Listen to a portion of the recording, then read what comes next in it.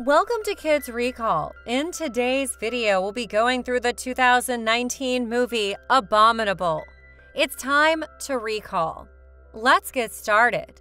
Turn on subtitles and spoilers ahead. The movie begins at Burnish Industries in China. A Yeti escapes from his confinement cell and starts to move toward the control room. There we see Dr. Zara, who is talking on the phone with Mr. Burnish. She tells him that his discovery is going to be the biggest discovery of the century, and everyone wants to see their new discovery, for which they will be having an event. The press will also be there at the event. She tells him that he will not be disappointed, which she promises. As she keeps on talking, the Yeti comes from behind her. She looks back towards it and gets scared. She tells him to be easy and she pulls the alarm. Many agents run toward the Yeti with tasers in their hands, and the Yeti starts to run away from them, but the building is shut down. As the Yeti runs, he sees all the windows getting closed. He sees a big door being closed and breaks through the door. Then he keeps running as he wants to get out of the building. Suddenly he sees an electric fence and he stops. As the Yeti turns around, he sees that he's surrounded by Dr. Zara and the others. Dr. Zara instructs everyone to move slowly towards it. As they move closer towards it, the Yeti growls and lightning hits the lights. The Yeti jumps and flees the building.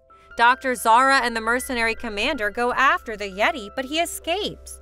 The Yeti is seen running very fast into the city. He gets really confused when he sees cars passing by, and he stops, when suddenly he's hit by a truck which throws him inside an alley. The Yeti finds a spot to hide in that alley, but he's saddened when he sees a billboard promoting Mount Everest.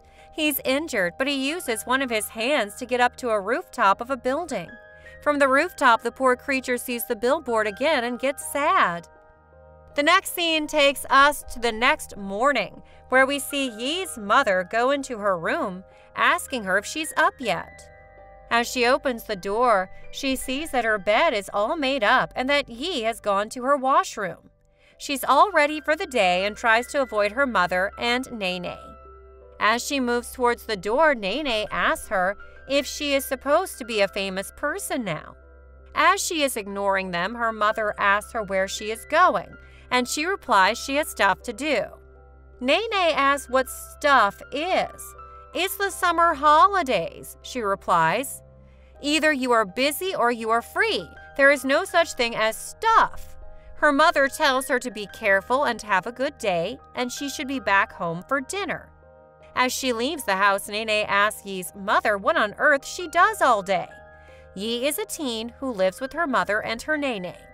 Yi's father died a long time ago, and she hasn't been as close to her mother or Nene as she once was. She does odd jobs to earn money for a journey through China she planned to take with her father. Yi is then seen walking many puppies, and as the puppies pull her side to side on the street, they give her a tough time. She takes them back to her owner and asks her if she can transfer the money, but she tells her that she accepts cash only.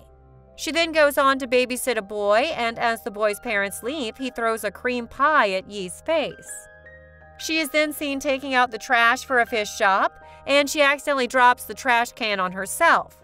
Her childhood buddy Jin is more focused on his social life, and Jin's cousin Peng lacks other companions to play with.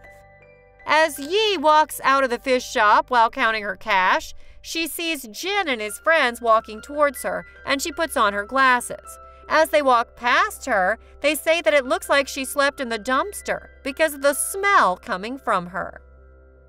Yi runs to cross the street, and Peng is playing with a basketball. He asks Yi to come to play with him, but she tells him that she does not have time and that he should go and play with the other kids. He tells her that the other kids will not play with him, and he also thinks that some of the other kids are freakishly good at the game. Yi walks up the stairs and Ping follows her, and he tells her that she does not play with him anymore. She sees that Jin is getting out of his apartment, and she tells Ping to go ask Jin to play with him as they are cousins. Ping tells her that as usual he has a date to go to. As Jin talks on the phone, Yi and Ping make fun of Jin, and Jin tells Yi that he can smell her and she smells bad. She tells him that she can smell him too and that he used an entire bottle of aftershave. Jin tells her that he has some leftovers if she needs them. Ping asks them to take the tension out on the basketball court, but they both have other things to do. Before going, Jin takes his phone out and takes a picture of his shoes and posts them online. He instantly gets 48 likes on the picture. Back at home, Nene is having an argument with Yi's mother about Yi, as she's not home very much. They keep on arguing about Yi, but she comes into the apartment and tries to sneak into her room before they notice her. They ask her to eat food with them, but Yi tells them that she had food on her way back home. Yi is trying to ignore her mother and Nene, as she is still under the trauma of losing her father. Yi's mother asks her to spend a little time with them, as they have not been spending much time together. She asks her to play a little violin for them like she used to do before. Yi refuses to play the violin, as that made her miss her dad even more. Yi also preserves a violin that belonged to her father and occasionally plays it. She begins to play while looking over the city from the roof, but a helicopter searching for the Yeti passes by and knocks Yi off her feet, forcing the bow to slip to where the Yeti is sleeping. Yi is startled when she sees him, but when she sees how afraid and hurt he is, she knows he's not dangerous. Mr. Burnish is furious that his Yeti has vanished, since he had planned to reveal the monster before a spectacular presentation. Zara vows to track down the Yeti and return it securely. Yi takes some of Nene's pork buns to the Yeti the next day, and he devours them all in one go. Yi immediately dashes to the pharmacy for goods to treat the Yeti's wound. She notices Zara, the captain, and other mercenaries racing about looking for the Yeti, so she goes into hiding before attempting to aid the Yeti. Yi then notes that the Yeti continues to stare at the Everest advertisement. Yi names him Everest after realizing he wants to return to the mountain.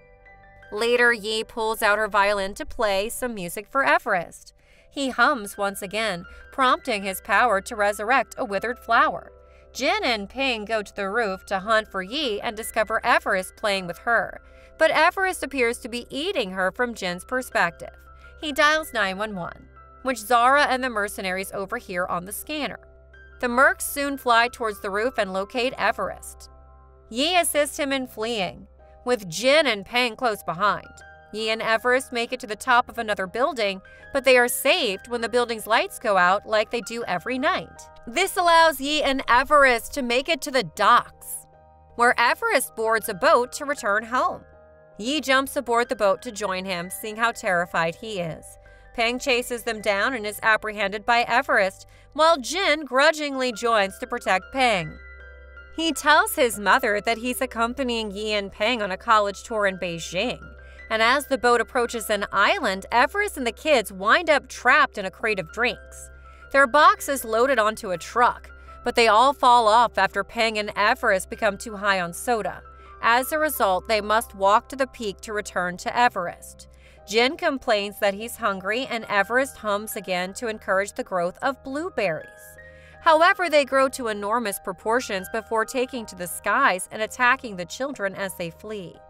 They eventually settle up for the night, and Yi, seeing how well Ping and Everest get along because Everest is simply a youngster who misses his family.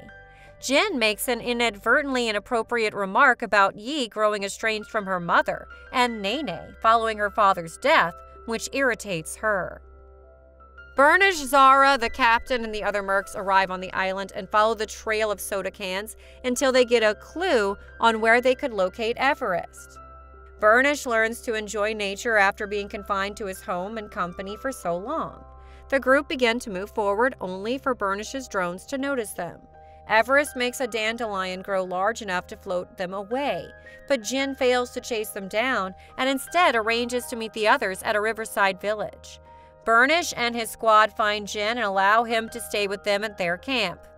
Yi, Everest, and Ping drop their dandelion on the sand, providing a feast for a family of turtles. They relax again, but Yi feels responsible for the entire disaster. They then spot fish swimming upstream in the river, and Yi informs Peng that because these fish aren't giving up, they too don't have to. They continue on their way, and Jin is unable to sleep and begins to stroll outside. He overhears Zara conversing with the captain. She loses her British accent and admits that she was never concerned with bringing Everest home to safety, but rather with profiting from his presence, and she doesn't care if she needs to harm the children to do so. Jin tries to steal a motorcycle, but it runs him off a cliff. He ends up traveling across dangerous terrain until he comes across a merchant who provides him with a boat in return for his phone. The other three board a train bound to the village. Yi and Ping try to slip Everest through the throng and hide him among yaks, but they're discovered by Burnish and his gang. Jin arrives just in time to get Yi aboard the boat, but Peng gets the yaks to stampede, causing a detour. He and Everest accompany Yi and Jin, but the captain converts the van he and Burnish are in into a water vehicle.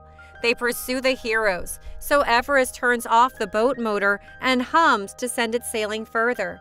They crash land, but Everest's power enables the flower field to form a tidal wave, pushing them to safety. Even Burnish is taken aback by his strength. The gang's boat crashes on another island. Yi's violin is damaged, so she flees into the woods. Jin pursues her and inquires about her well-being. She reveals her whole grief at her father's death, as well as her estrangement from her mother and Nene. Yi even acknowledges that she hasn't cried since her father's death. When they return to Peng and Everest, they discover that the two assisted in the repair of Yi's violin by using Everest's hair as strings, endowing the violin with magical abilities. Yi then looks through her case at the photos she's saved of all the locations she wanted to visit with her father. It turns out that all of the sites they've just seen in their expedition were all of those places, but there's one she hasn't seen yet. The group advances till they reach the Sichuan Buddha statue. Yi breaks down and begins to perform Fix You on the violin. Everest's hair enchantment leads the statue to be covered in flowers. The mercenaries find the heroes on a bridge and they approach the mountain. Everest rushes to the top of the bridge to protect the children with his powers. Burnish notices this and gets a flashback about the first time he encountered Yetis. He witnessed a mother Yeti shielding her offspring and realized that they are nice animals. He informs Zara that they must bring Everest in safely. Zara instead orders the captain to calm Burnish down. She then orders the other mercs to calm Everest down, leading him to tumble on the bridge. Zara tries to put a cattle prod on him, but Yi fights back. Zara eventually pushes Yi over the bridge, which Jin and Peng observe as Zara imprisons them. They board Everest in a cage and begin their journey. Yi grips a rope on the bridge. She climbs back to the top and retrieves her violin. She plays it in order to utilize the magic to resurrect Everest. He leaps from the cage, halting the mercenaries in their tracks. Yi rushes over as Everest releases Jin, Ping, and Burnish. He utilizes his abilities to make enormous icicles that scare the mercenaries away. Zara and the captain, on the other hand, are dead set on bringing Everest in. She smashes the vehicle into Everest, slamming into the mountainside. This triggers an avalanche, sending Zara and the captain to their deaths. Everest has not been hurt. Burnish informs Everest that he's an extraordinary creature and that the world should never know about him. He suggests taking the children home, but Yi says she promised to bring Everest first. Everest's sorcery allows him to summon flying cloud creatures that guide everyone to the peak. They come into giant Yetis, who are Everest's relatives. He jumps into their arms and his parents gratefully nod to Yi. The youngsters say their goodbyes to their pal, and Burnish returns the children to their parents.